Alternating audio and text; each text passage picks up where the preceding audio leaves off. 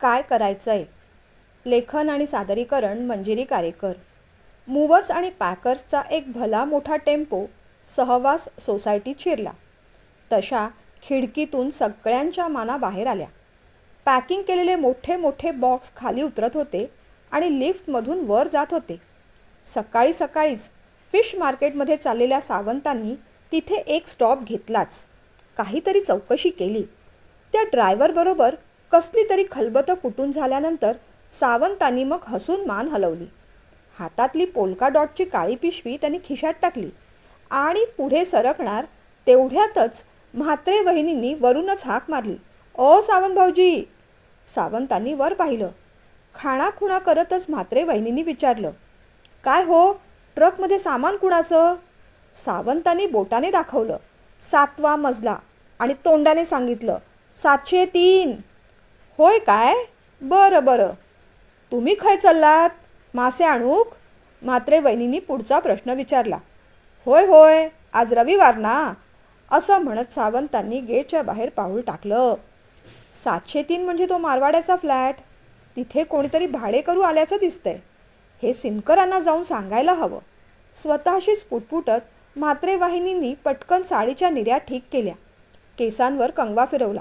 "अहो, मी जरा सिनकर वहिनींकडे जाऊन येते हां." म्हात्रे वहिनी असं म्हणताच त्यांचे मिस्टर जाम खवळले. "ए, घड्याळ पहा जरा. सकाळचे 9 वाजलेत. ही काय कुणाच्या घरी जायची वेळ आहे? तेही रविवारी? आधी नाश्ता पाणी करा, मग कुठे जायचं ते जा." ते गरजले. "अहो, 15 ऑगस्ट जवळ आलाय ना, त्याची साफसफाई करायला हवी की नको तेच सांगायला जात होते."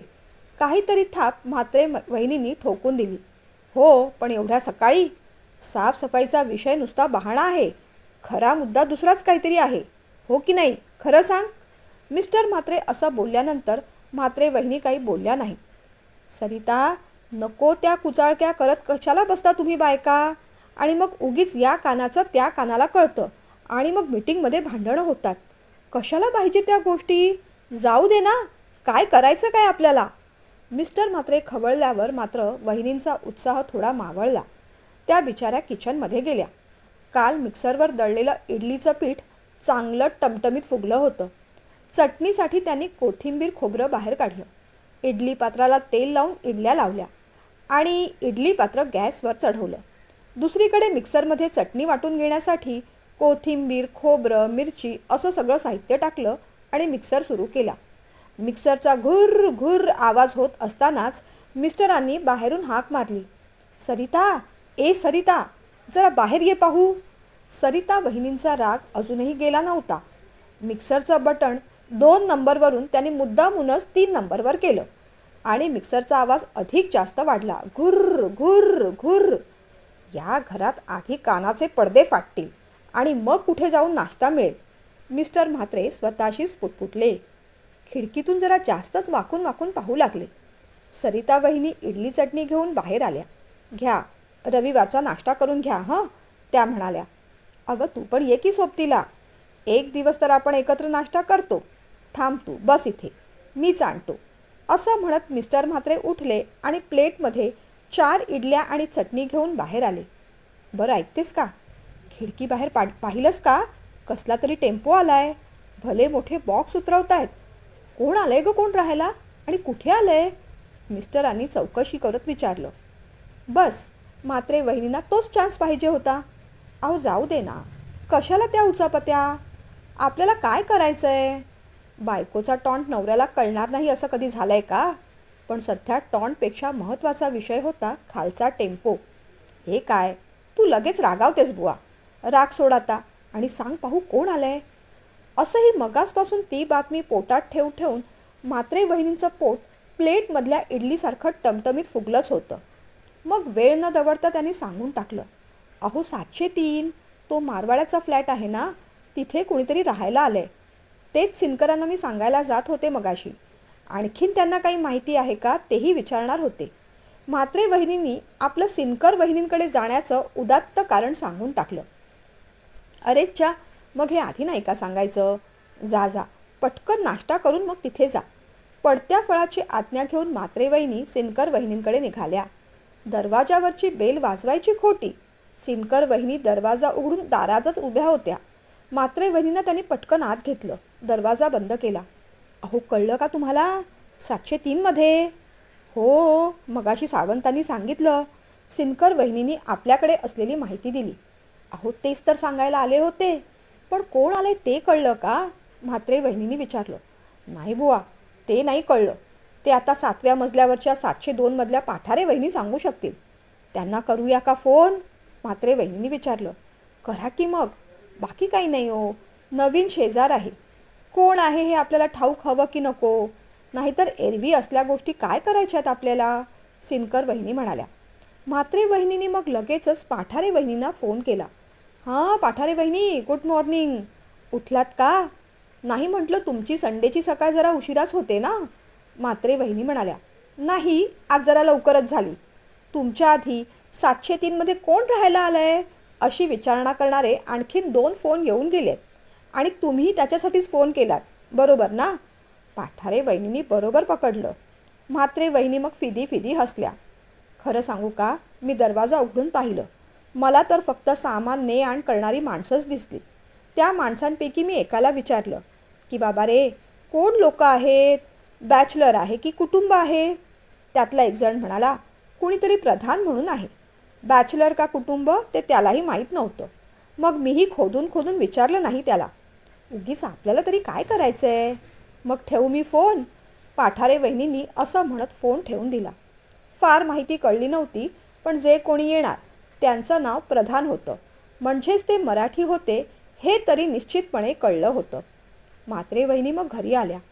तोपर्यंत पोलका डॉटची काळी पिशवी घेऊन सावंत घरी परतत होते. काय भाऊजी, पापलेट की हलवा? खिडकीतूनच म्हात्रे वहिनींनी पुन्हा विचारलं. सुरमई आणली आहे, चांगली मोठी आहे. येता खायला? तुमच्याकडे बोंबील किंवा मांदेली असतील ना आज? का आज पण अंडा भुर्जीच? सावंतांनी बरोबर टोरा हाणला. म्हात्रे वहिनींना सावंतांचा रागच आला. त्याही तोऱ्यात म्हणाल्या, नाही, आजकाल ना भाऊजी आम्ही ऑनलाईन ऑर्डर करतो. मार्केटमध्ये जाऊन 100-200 रुपयासाठी घासाघीस कोण करेल? ऑनलाईन फिश पण फ्रेश असतं आणि घरपोचसुद्धा मिळतं. हां, आता 200-400 रुपये जरा जास्त पडतात. पण ठीक आहे, सकाळी सकाळी उठून त्या मार्केटमध्ये जाऊन घासाघीस करण्यापेक्षा हे बरं नाही का? म्हात्रे वहिनी म्हणाल्या. छान असं म्हणत मग सावंत वर चढले. सावंत पहिल्या मजल्यावरच राहत होते. त्यामुळे ते लिफ्टचा वापर फारसा करत नसत. शक्यतो ते चालूनच जात असत. पायऱ्या चढत असताना त्यांच्या मागून बिल्डिंगचा सिक्युरिटी धावत वर चालला होता. काय रे बंडोबंत, धावत कुठे निघालास? सावंतांनी विचारलं. काय सांगायचं साहेब, हे 7व्या मजल्यावर कुणीतरी राहायला आले आहेत ना. ते लिफ्टमधून सामान वर चढवत होते. ते सामान आहे जड, त्यामुळे लिफ्ट झाली खराब. आता 3ऱ्या मजल्यावर अडकली आहे ती. नेमका प्रॉब्लेम काय झालाय ते पाहायला चाललो आहे 3ऱ्या मजल्यावर. सिक्युरिटीचं ते बोलणं ऐकून सावंतांना जरा रागच आला. हातातल्या पिशवीसकट ते सिक्युरिटीबरोबर 3ऱ्या मजल्यावर चालत गेले. 3ऱ्या मजल्यावर भयंकर काहीतरी अपघात घडला आहे अशा आविर्भावात 301, 302, 303, 304 अशा 4ही फ्लॅटमधली मंडळी गोल करून अडकलेल्या लिफ्टकडे पाहत होते. हे भाडेकरू वर्षा 2 वर्षांसाठी येतात. पाहिजे तशी सोसायटीची लिफ्ट वापरतात आणि खराब करून टाकतात. आता हे एवढं जड सामान घेऊन किती वेळा ती लिफ्ट वर खाली केली असणार, म्हणून तर ती बिघडली. आम्ही तर पहिल्या फ्लोअरवरच राहतो, पण तरीही लिफ्टचा मेंटेनन्स आम्हाला द्यावाच लागतो. रागाने सावंत बडबडत होते. काय सावंत, काय झालं काय? आज सकाळी सकाळीच कुठे वाट चुकलात? पहिल्या मजल्यावरून डायरेक्ट 3ऱ्या मजल्यावर? डायरेक्ट प्रमोशन कसं काय बुवा? पाटलांनी विचारलं. प्रमोशन कसलं? सोसायटीच्या या त्रासातून विमोचनच करून घ्यायला आलो होतो मी. नेमकं काय झालं हे पाहायला आलो होतो. ही नवीन लोक येतात, भानगडी करून ठेवतात. नाहीतर आपले कामधंदे सोडून नसते उपद्व्याप करायची हौस आहे कुणाला? अहो, या सगळ्या भानगडी करायचंय काय आपल्याला? सावंत म्हणाले. तेवढ्यात कुणीतरी म्हणालं, झाली, लिफ्ट चालू झाली. सगळ्यांनीच मग सुटकेचा निश्वास टाकला. सावंत आल्या पावली परतले. दुपारपर्यंत 703 मध्ये कोण आले याचा काही पत्ता लागला नव्हता. करायची तेवढी खलबतं करून झाली होती, चर्चा करून झाल्या होत्या आणि एवढा काथ्याकूट केल्यानंतर करायचं काय आपल्याला असं म्हणून सगळी मंडळी आपापल्या घरीसुद्धा परतले होते. रविवारचं दुपारचं जेवण थोडं अंगावर येतंच, त्यामुळे मग ए सी लावून अंगावर पांघरून घेऊन वामकुक्षी केल्याशिवाय संध्याकाळ काय ती होत नसे. मग संध्याकाळी चहाचा कप हातात घेऊन प्रत्येकजण खिडकीत बसत असत. सोसायटी यू शेपमध्ये असल्यामुळे तिन्ही बाजूच्या भाडेकरूंना ग्राउंडमध्ये होतं. येणारा जाणारा प्रत्येकजण पाहता येणं शक्य होतं. सोसायटीच्या व्हॉट्सॲप ग्रुपवर मेसेज आला, आज संध्याकाळी 15 ऑगस्टच्या कार्यक्रमासंबंधी चर्चा होणार आहे, तेव्हा सगळ्यांनी सोसायटीच्या ऑफिसमध्ये जमायचं आहे. एरवी अशा चर्चांना जायला मंडळींना फार कंटाळा येत असे. तेच मुद्दे, 2-4च मुद्दे. सोसायटीची साफसफाई, पाण्याच्या टाकीची स्वच्छता, सोसायटीमध्ये उंदरांचा हैदोस, त्यामुळे पेस्ट कंट्रोलचा अधिक खर्च, रात्री भटक्या कुत्र्यांच्या भुंकण्याने होणारी झोपमोड, नाहीतर मिटकरी काकाकाकूंचा प्रश्न. पण आज या 3-4 मुद्द्यांव्यतिरिक्त बोलण्यासारखं आणखीन एक मुद्दा होता, तो म्हणजे 703. ज्या गोष्टीची आतुरतेने सगळेजण वाट पाहत होते ती गोष्ट बरोबर 5:15च्या सुमारास घडली. ब्राऊन कलरची इनोव्हा सोसायटीत शिरली. सोसायटीमध्ये मारुती 800, वॅगनार, नॅनो, फार तर स्विफ्ट डिझायर पण होती, पण डायरेक्ट इनोव्हा नव्हती बा कुणाकडे. म्हणजे ही इनोव्हा बाहेरून कुणीतरी घेऊन आलं होतं. आता ही इनोव्हा नेमकी कुणाची हे पाहण्यासाठी सगळेजण खिडकीत पुन्हा आडवे झाले. गाडीतून एक 25-27 वयाची तरुणी उतरली. छान स्लीवलेस पंजाबी सूट घातलेला, दिसायला अगदी नाजूक कळी, बोलण्या चालण्यात एक नजाकत होती. तिने सिक्युरिटीला काहीतरी विचारलं आणि त्याच्या हातात 5.50ची नोट ठेवली बहुतेक. सिक्युरिटीने सलाम ठोकला आणि मग ती लिफ्टच्या दिशेने गेली. धावत पळत म्हात्रे वहिनी खिडकीत आल्या. समोरच्या महाजनांना खाणाखुणा करू लागल्या. बहुतेक 703. बहुतेक नाही, 703च, महाजन म्हणाल्या. 702च्या पाठाऱ्यांकडे जाऊया का, महाजनांनी विचारलं. थांबा, असं नको बोलायला, मी करते फोन. म्हात्रे वहिनींनी लगेचच मग महाजन वहिनींना फोन फिरवला.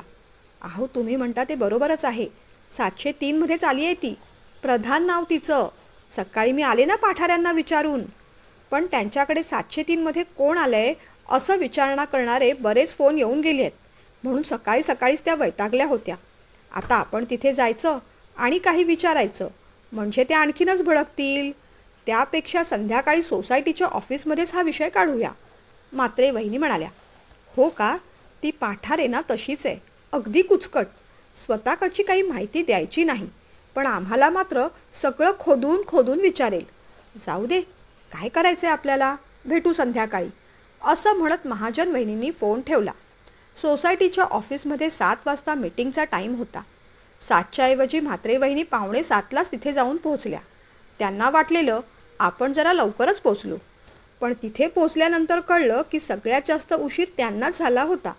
सगळेजण 6:30ला येऊन गप्पा कुटत होते. मग वेळ न दवडता म्हात्रे वहिनी पटकन त्यांना जॉईन झाल्या. बायकांचा वेगळा, पुरुषांचा वेगळा असा ग्रुप जमला. या अनऑफिशियल मीटिंगच्या अध्यक्ष होत्या मिसेस पाठारे.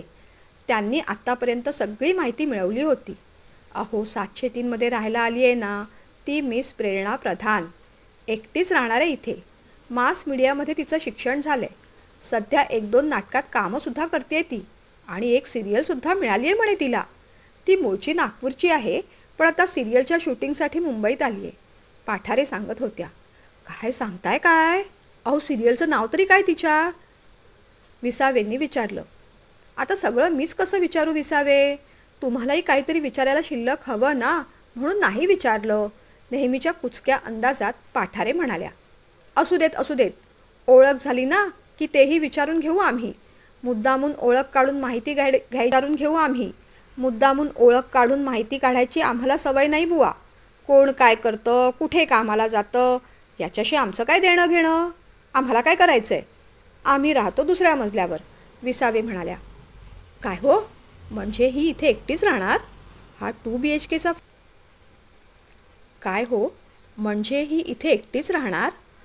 BHKचा फ्लॅट आहे तो, आणि तो हिला एकटीला? एवढा मोठा फ्लॅट काय करायचा आहे? शिवाय भाडंसुद्धा जास्त आहे त्याचं. आता नुकतीच सिरियल मिळाली आहे ना, मग बरं परवडतं हिला एवढं. म्हणजे वेगळं काही म्हणायचं नाही मला, सहज विचार आला म्हणून मांडला हो. तसं आपलं काय घेणं देणं, कोणी कुठे का राहीना, आपल्याला काय करायचं आहे, कुरकुरे म्हणाले. ते झालंच हो, पण ही अशी सिरियलमधली मंडळी सोसायटीत राहायला आली की सोसायटीला ना जणू फिल्म सिटीचं स्वरूप येतं.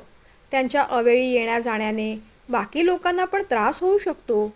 शिवाय ही इथे एकटी असणार म्हणजे हिचे मित्रमैत्रिणी येणार, आणि अशा बॅचलर लोकांनी सोसायटीत आधी किती उच्छाद मांडलाय हा अनुभव आपल्याला काही नवीन नाही, सैतावडेकर म्हणाले. तेही तुमचं म्हणणं बरोबर आहे सैतावडेकर, पण ही मुलगी तशी वाटत नाही, सिनकर म्हणाल्या. पटकन महाजन म्हणाल्या, अहो सिनकर, कुणाच्या दिसण्यावर जाऊ नका, दिसतं तसं नसतं. शिवाय अभिनय यांच्या रक्तात मुरलेला असतो. नॉर्मल जीवनातसुद्धा ही मंडळी असाच अभिनय करत राहतात. आपण किती श्रीमंत आहोत, किती मजेत आहोत, हाय स्टँडर्डचे कसे आहोत हे दाखवण्याचा फुका प्रयत्न चाललेला असतो यांचा. अर्थात या सगळ्याशी आपल्याला काय करायचं आहे, त्यांनी कसं राहावं हा त्यांचा वैयक्तिक प्रश्न आहे, आपल्याला काय करायचं आहे. बरं, आता 703 हा मुद्दा सोडून बाकी इतरही मुद्दे आपल्याला डिस्कस करायचे आहेत, हे विसरून चालणार नाही. अध्यक्ष महोदयांनी असं म्हटल्यावर सगळ्यांनी खुर्च्यांवर बसून घेतलं. मग सालाबादप्रमाणे जे विषय चर्चेला निघतात ते सगळे विषय निघाले. यावर्षी उंदरांचा काय तो बंदोबस्त केलाच पाहिजे, तोही गणपतीच्या आधी. अहो 2 महिन्यांपूर्वी आमच्या बाल्कनीत त्या उंदरिणीने पिल्लं घातली, ती काढताना अगदी नाकी नऊ आले, गद्रे म्हणाल्या. मुळात उंदीर घुशी होतात त्याचं कारण म्हणजे सोसायटीत पुरेशी स्वच्छता नाही. मागच्या बाजूला ते गवताचं तण किती वाढलं आहे. शिवाय आजूबाजूच्या झोपडपट्टीतले रोड रोमिओ तिथे येऊन रोमांससुद्धा करतात, त्यांचाही बंदोबस्त करायला हवा. आणि यावर्षी पाण्याची टाकी गणपतीच्या आधीच साफ करून घेऊ. शिवाय गणपती उत्सवासाठी यावर्षीची वर्गणी थोडी अधिक वाढवायला हवी, अशा काही चर्चा झाल्या. त्यानंतर मग मिटकर काका काकूंचा विषय निघाला. अलीकडे मिटकर काकांचा त्रास अधिकच वाढलाय, त्यांना बीपीचा त्रास आहे. अहो गेल्या आठवड्यात भाजी म्हणून आणायला गेले आणि मार्केटमधून परत घरी आलेच नाही. शेवटी मग आजीने आमची बेल वाजवली. हातातली सगळी कामं सोडून शोधाशोध मलाच करायला लागली. 1.5-2 तास शोधल्यानंतर हे रामाच्या देवळात बसलेले दिसले. त्यांना चक्कर आली होती म्हणून कोणीतरी देवळात बसवलं. हे मोबाईलसुद्धा घेऊन जात नाही तो. मग तिथून ऑटोमधून त्यांना घेऊन आलो. आपला झालेला त्रास बेडेकर वहिनी सांगत होत्या. हे पहा, तसं उगीच मला कुणाच्या मागे काही बोलायला आवडत नाही, पण आता माणसाला त्रास होतो म्हटल्यावर माणूस बोलणारच ना, म्हणून मिटकर काका काकूंचा मुद्दा मी इथे मांडला. नाहीतर कोणाच्या घरात काय चाललंय हे आपल्याला काय करायचं आहे, बेडेकर वहिनी म्हणाल्या. हो ना, परवा दिवशी असंच झालं. आजोबा बाथरूमला गेले आणि त्यांनी आतून कडी लावली. आजोबांना कडी उघडे ना, त्यांचा हात अचानक थरथरू लागला. मग आजीने आमच्या यांना सांगितलं. यांनी मग कोणत्या तरी सुताराला पकडलं, बाहेरून दरवाजा खिळखिळा केला आणि मग उघडला. आपल्यालाही रोज घाई गडबड असते की नाही, मग असा कुणाचा त्रास झाला ना की फारच गोंधळ होतो बुवा. उगीच तक्रार करायची म्हणून करत नाही, पण त्रास होतो मग बोलावंच लागतं हो. ते आपल्या घरात काहीही करेना, आपल्याला काय करायचं आहे, जोशी म्हणाल्या. कमाल आहे बाई यांच्या मुलाची. आई वडील इथे त्रासात जगतायत, पण त्या मुलाला कशाचं काही घेणं देणं नाही. छान फॉरेनमध्ये सेटल होऊन बसलाय आणि त्रास मात्र शेजारच्यांना, म्हात्रे म्हणाल्या. तेवढ्यात सिनकर वहिनी पाठाऱ्यांकडे कुजबुजल्या. या एवढ्या नाक लावून सांगतायत. मागे मिटकर काका काकूंचा मुलगा आला होता ना, तेव्हा त्याच्याकडून परफ्यूमपासून चॉकलेटपर्यंत सगळी वसुली या म्हात्रे वहिनींनीच करून घेतली होती. आणि आता बघा कशा नावा ठेवतायत त्या. नाहीतर काय, मागे तो मुलगा आला होता ना तर सारखं मिटकर काका काकूंकडे यांचं येणं जाणं चालूच होतं. यांच्या मुलाच्या नोकरीचं पण फॉरेनला काही होतं का यासाठी. मिटकर आजी आजोबांच्या मुलाला मस्का लावत होत्या, पाठारे म्हणाल्या.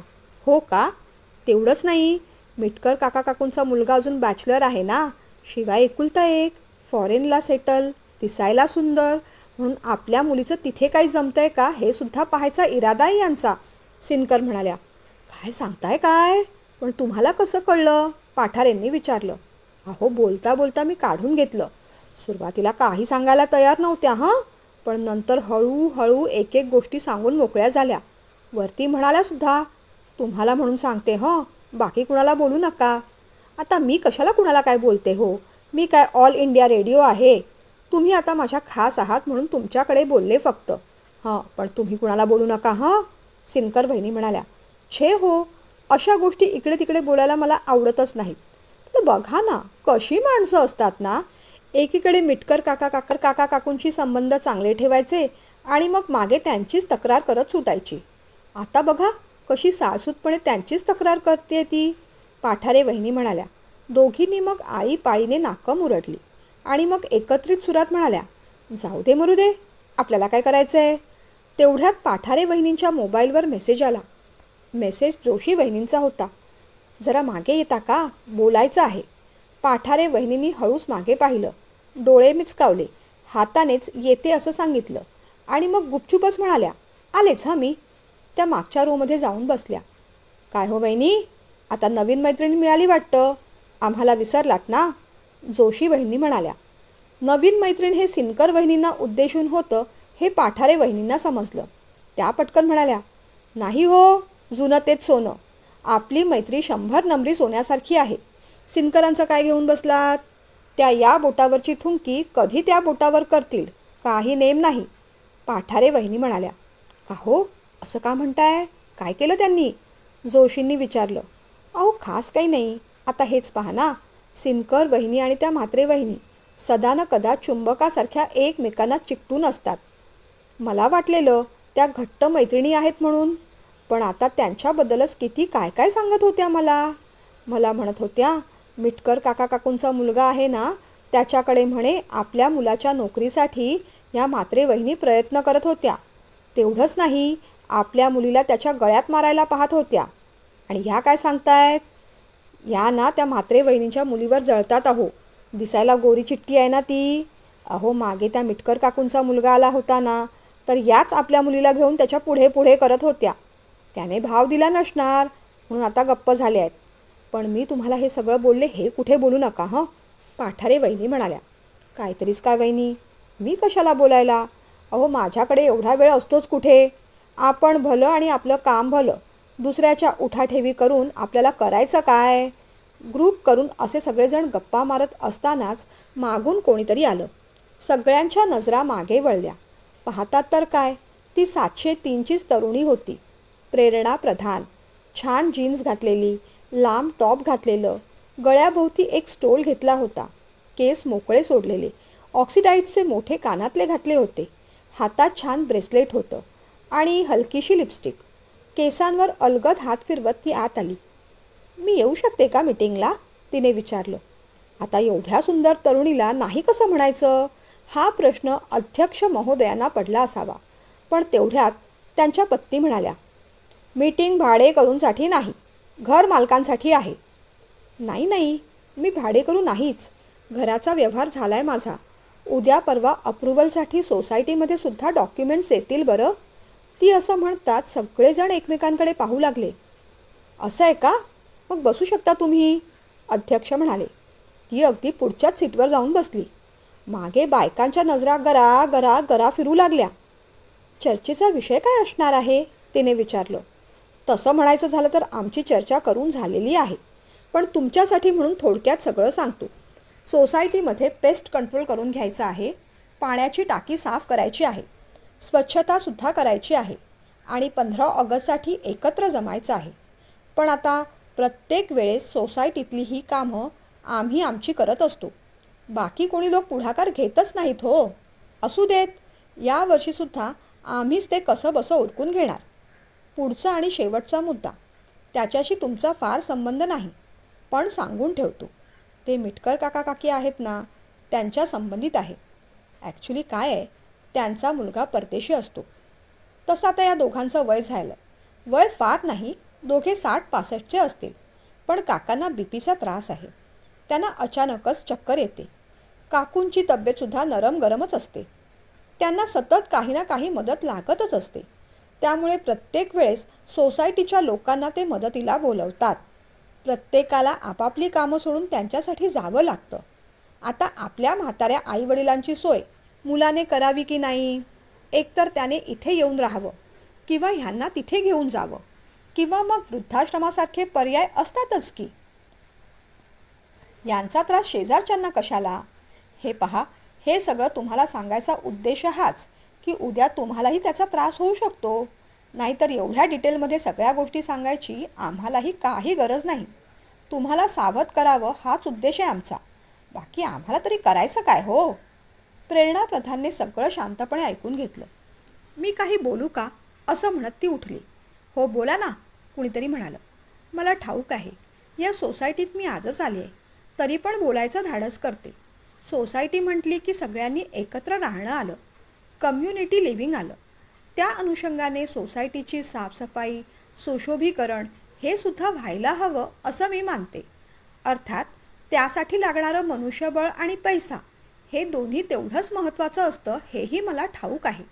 सोसायटीत दरवर्षी पूजा असते, तेव्हा वर्गणी जमा केली जाते. त्या व्यतिरिक्त मेंटेनन्ससुद्धा भरावा लागतो. अशी काही जुजबी माहिती मला सिक्युरिटीकडून मिळाली आहे. या सोसायटीमधली माणसं, सगळीच माणसं खूप छान आहेत, एकमेकांना मदत करतात हे सुद्धा मला कळलं आहे. आता मी सुद्धा या सोसायटीचा भाग आहे. जर तुम्हा सगळ्यांची परवानगी असेल तर साफसफाई, सुशोभीकरण ही कामं मी उचलू शकते, अगदी स्वखर्चाने. आपली सोसायटी म्हणजे आपलं कुटुंबच नाही का? त्यामुळे तिथे थोडा पैसा खर्च झाला तर मला काही वाटणार नाही, उलट आनंदच होईल. तेव्हा पेस्ट कंट्रोल, सोसायटीची साफसफाई आणि सुशोभीकरण हा सगळा खर्च आणि काम मी उचललं तर चालेल का? ती असं म्हणताच सगळेजण एकमेकांकडे आणि मग तिच्याकडे पाहू लागले. ही कोण? येते कुठून? आणि अचानक सोसायटीच्या डोक्यावर बसते काय? अशाच आविर्भावात सगळेजण तिच्याकडे पाहू लागले. पण जाऊ दे, ठीक आहे, एवढा जोर असेल तिच्यात तर करू दे खर्च, असा विचार सगळ्यांनी केला असावा. पटकन जोशी म्हणाल्या, बाई ग, तू नवीन आहेस, उत्साहाने काहीतरी करायला जाशील आणि मध्येच सोडून देशील. तसं होऊ देऊ नकोस म्हणजे झालं. नाही काकू, कोणतंही काम पूर्ण झाल्याशिवाय मी सोडत नसते. मी म्हटल्याप्रमाणे सगळं करेन, फक्त तुमची परवानगी आणि सहकार्य हवं, प्रेरणा म्हणाली. तसं असेल तर चांगलंच आहे. मग आपण सगळ्यांनीही थोडे थोडे पैसे काढून सोसायटीची रंगरंगोटी करून घेऊ, म्हणजे सोसायटी अधिक छान दिसेल. अध्यक्षांचा हा प्रस्ताव सगळ्यांना पटला. अध्यक्ष असं म्हणेपर्यंत बंडोपंत सिक्युरिटी धावत धावत ऑफिसमध्ये आला. साहेब, मिटकर काकूंचा फोन होता. मिटकर काकू आणि काकासुद्धा लगेचच मीटिंगला येत आहेत आणि मुख्य म्हणजे त्यांनी सोसायटीतल्या सगळ्या मेंबरसाठी चहा पाणी आणि अल्पोपहार पण ठेवला आहे त्यांच्यातर्फे. हा दुसरा आश्चर्याचा धक्का होता. अरे वा, आज सूर्य पश्चिमेला उगवला म्हणायचा, जोशी म्हणाले. मिटकर काका काकू आले तसे सगळेजण आश्चर्याने पाहू लागले. प्रेरणा पटकन पुढे झाली. तिने बाजूच्या 2 खुर्च्या घेतल्या आणि त्यांना बसायला जागा करून दिली. तीही त्यांच्या बाजूला जाऊन बसली. मागून पाठारे कुजबुजल्या. स्वतःचं इम्प्रेशन चांगलं करायची एक संधी सोडत नाही ही मुलगी. काका काकू, बऱ्याच वर्षांनी तुम्ही मीटिंगला आलात, छान वाटलं. अहो, पण हा अल्पोपहाराचा घाट कशाला घातलात? आपण काय कोणी परके आहोत? जोशी म्हणाले. नाही हो, आपण सगळे घरातलेच आहोत, म्हणून तर मुद्दामूनच आज तुम्हा सगळ्यांना थँक्यू म्हणायचं असं ठरवलं. आपली सोसायटी म्हणजे कुटुंब, त्यात आम्ही दोघं सगळ्यात सिनियर. कोणत्या ना कोणत्या कारणासाठी आम्हाला तुमची मदत बऱ्याच वेळेस घ्यावी लागली आहे आणि मोठ्या मनाने तुम्ही ती केलीसुद्धा आहे आणि करतासुद्धा आहात. आमचा मुलगा नोकरीसाठी परदेशात असतो, त्यामुळे आम्हाला अगदी हँडिकॅप व्हायला झालं होतं. पण सोसायटीतल्या कोणत्याही कुटुंबाने आम्हाला कधीही तसं जाणवू दिलं नाही. सर्वतोपरी आमची काळजीच घेतली. या उपकाराची परतफेड करणं तर शक्य नाही, पण त्याच प्रेमाचं एक प्रतीक म्हणून हा कार्यक्रम, अल्पोपहाराचा कार्यक्रम, फुलाची पाकळी समजून घ्या. मिटकर काका असं म्हणतात सगळेजण हसले आणि सगळ्यांनी थँक्यू म्हणून टाळ्या वाजवल्या. बंडोपंत पुढे झाले. समोसे, वेफर्स, सरबत असे खाण्याचे पदार्थ पुढे आणून ठेवले. सगळ्यांनी भरपेट घ्यायचं आहे हां, काका म्हणाले. तेवढ्यात कुणीतरी विचारलं, काका, पण आज तुम्ही दोघं खूपच आनंदात दिसत आहात. काही खास बातमी आहे का? तेवढ्यात मग काकू म्हणाल्या, खरं तर बातमी गुलदस्त्यातच ठेवायची होती, पण आता सांगून टाकते. उद्या आमचा प्रथमेश भारतात यायचा आहे, कायमचा. इथल्या मोठ्या कंपनीत त्याला मोठ्या पोस्टवर जॉब लागला आहे. म्हणूनच आम्ही दोघंही खुश आहोत. ते ऐकताच लगबगीने पाठारे वहिनी पुढे झाल्या. काय सांगताय काय काकू? खूपच आनंदाची बातमी आहे. मग गपचूपपणे त्यांनी आणखीन एक खुर्ची पुढे ओढली आणि आजींच्या बाजूलाच जाऊन बसल्या. सगळेजण समोसा वेफर्सचा आस्वाद घेत आहेत हे पाहून पाठारे वहिनी हळूच कुजबुजल्या. मग काय काकू, लेकाच्या लग्नाचं काही ठरवलंय की नाही? तसं असेल तर आधी मलाच सांगा. माझी धाकटी बहीण, ती सुद्धा सॉफ्टवेअर इंजिनियर आहे. तुमच्या प्रथमेशला अगदी साजेशी आहे. त्यांचं ते बोलणं जोशी काकूंनी ऐकलं. अगो बाई, मगाशी हीच बाई सिनकर आणि म्हात्रेंना नावं ठेवत होती आणि आता ही काय वेगळं करतेय? तेवढ्यात हातातली समोशाची प्लेट सांभाळत सिनकर वहिनी पुढे आल्या. मग काकू, उद्याचं जेवण आमच्याकडे होऊन जाऊ द्यात. असंही प्रथमेशला माझ्या हातची खीर किती आवडते, हो की नाही? ते सगळं पाहून म्हात्रे वहिनींचा जळफळाट सुरू झाला. त्या पटकन म्हणाल्या, तसा प्रथमेश माझ्याबरोबर फेसबुकवर कॉन्टॅक्टमध्ये असतोच. तिथे त्याचं काय काय चाललंय ते सगळं आमच्या पिंकीला सांगत असतो. दोघं चांगले मित्र आहेत ना. उगीचच त्या मैत्री जोडायचा प्रयत्न करत होत्या. मिटकर काका काकू हसले. अल्पोपहार घेऊन झाल्यानंतर काका उठले. आता आपली सोसायटी कुटुंब म्हटल्यानंतर आपला आनंद आपण या कुटुंबाबरोबरच शेअर करणार, बरोबर ना? तुम्हा सगळ्यांना एक आनंदाची बातमी द्यायची आहे. आमचा प्रथमेश उद्याच भारतात येणार आहे.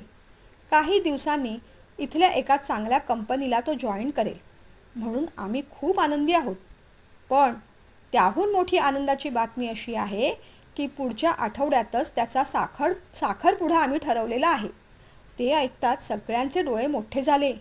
हे काय काकू, लग्न ठरवलं आणि बोललात पण नाही? तिकडची सून केली की काय? रागाने पाठारे वहिनींनी विचारलं. नाही नाही, सून इथलीच आहे, अगदी या सोसायटीतलीच आहे. ते ऐकताच म्हात्रे आणि सिनकर दोघींचे कान उंचावले. मिटकर काकूंनी प्रेरणाला उभं केलं. म्हणाल्या, ही आमची होणारी सून, प्रेरणा प्रधान.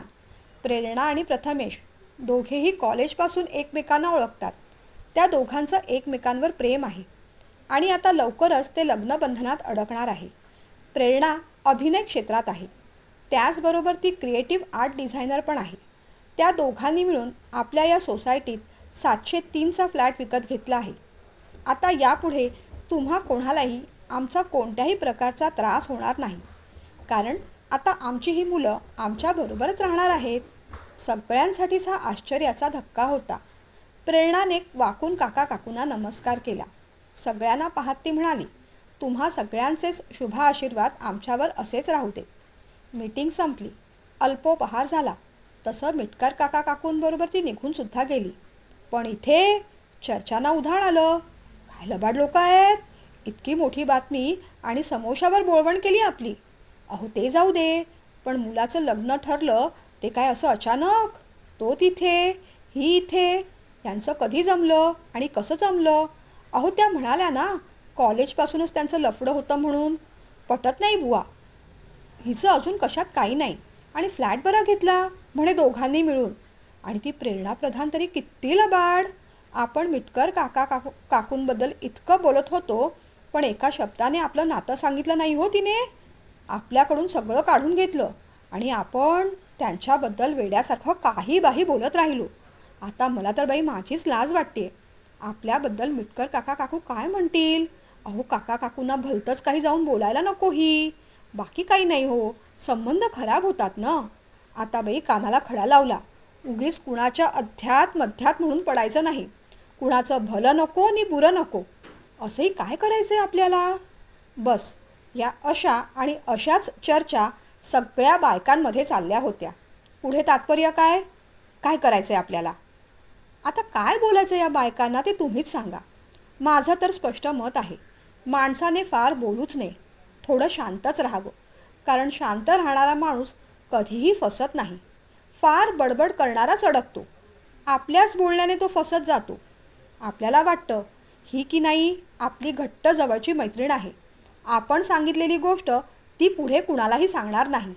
पण त्या मैत्रिणीची सुद्धा आणखीन कोणीतरी घट्ट मैत्रीण असतेच. ती तिला आपण सांगितलेली गोष्ट भरवशाने सांगत असतेच. आणि पुढच्या मैत्रिणीची सुद्धा आणखीन कोणीतरी घट्ट मैत्रीण असतेच. तेव्हा मग गोष्टी अशा गावभर होतात. म्हणून म्हणते, बोलताना शब्द जरा जपून वापरा. मुळात डिस्कशनचा टॉपिक व्यक्ती हा असूच नये. चर्चा करायचीच झाली तर समोर असणाऱ्या समस्या किंवा त्यांच्या सोल्युशनवर करावी. व्यक्ती किंवा वस्तू डिस्कस करण्यापेक्षा कल्पना डिस्कस कराव्यात. म्हणजे मग जाऊ दे मरू दे, आपल्याला काय करायचं आहे, अशी बोलायची वेळ येत नाही. आता हेच पाहिलंत ना, म्हात्रे वहिनी माहिती काढण्यासाठी कशा धडपडत होत्या. त्या पाठारे कशा फटकळपणे बोलत होत्या. आणि त्या सिनकर वहिनी अहो किती पुढे पुढे करत होत्या. जोशी पाहिलंत ना कशा आग लावत होत्या ते. आणि बघितलात ना एवढं करून शेवटी काय झालं, मिटकर काकूंच्या मुलाने पसंत केलं त्या प्रेरणाला. बरं झालं, सिनकर म्हात्रे आणि पाठार यांच्या नाकावर टिचून प्रेरणाला पसंत केलं. मला तर बाई बरं वाटलं. खरं सांगा, तुम्हालाही माझ्यासारखंच बरं वाटलं ना. अहो असंच असतं, घरात काय, दारात काय, गावात काय नि जगात काय, हे असंच चाललेलं असतं. पण जाऊ दे ना, आपण या सगळ्या भानगडीत पडायचं नाही. आपला वेळ घालवायचा नाही. वेळही घालवायचा नाही आणि एनर्जीही घालवायची नाही. पाठारे, जोशी, सिनकर, म्हात्रे या सगळ्या वाहिनींबद्दल मी तुम्हाला काय सांगत बसले अहो. मला किती कामं पडली आहेत. तुम्हालाही पडली असतील ना. उठा मग, तुम्ही तुमच्या कामांचं बघून घ्या आणि मला माझी कामं उरकू द्या. या लोकांचं काय हो, यांना काम ना धंदे, नुसतं गॉसिप करायचं आहे. पण आपलं तसं नाही ना. आपल्याला किती कामं पडली आहेत, हो की नाही. त्यांचं काय, ते भांडतील आणि एकत्र होतील. उगीच मध्ये आपलं नाव खराब होतं हो. त्यांना काय वाटेल ते करायचं ते करू दे. जाऊ दे मरू दे, आपल्याला काय करायचं आहे, हो की नाही.